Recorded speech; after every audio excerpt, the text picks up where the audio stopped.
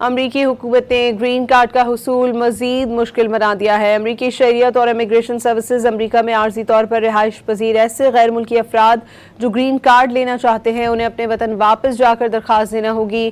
Green card کے لیے آئندہ درخواست گزاروں کو پہلے امریکی سرزمین چھوڑنا ہوگی۔ ترجمان نے کہا ہے کہ نئی گائیڈ لائنز میں جن نان امیگرنٹس کا ذکر کیا گیا ہے ان میں انٹرنیشنل اسٹوڈنٹس، عارضی ورکرز اور سیاح شامل ہیں۔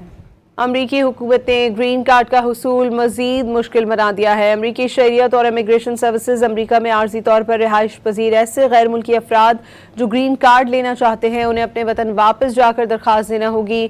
گرین کارڈ کے لیے آئندہ درخواست گزاروں کو پہلے امریکی سرزمین چھوڑنا ہوگی۔ ترجمان نے کہا ہے کہ نئی گائیڈ لائنز میں جن نان امیگرنٹس کا ذکر کیا گیا ہے ان میں انٹرنیشنل اسٹوڈنٹس، عارضی ورکرز اور سیاح شامل ہیں۔ امریکی حکومت نے گرین کارڈ کا حصول مزید مشکل بنا دیا ہے۔ امریکی شہریت اور امیگریشن سروسز امریکہ میں عارضی طور پر رہائش پذیر ایسے غیر ملکی افراد جو گرین کارڈ لینا چاہتے ہیں انہیں اپنے وطن واپس جا کر درخواست دینا ہوگی۔ گرین کارڈ کے لیے آئندہ درخواست گزاروں کو پہلے امریکی سرزمین چھوڑنا ہوگی۔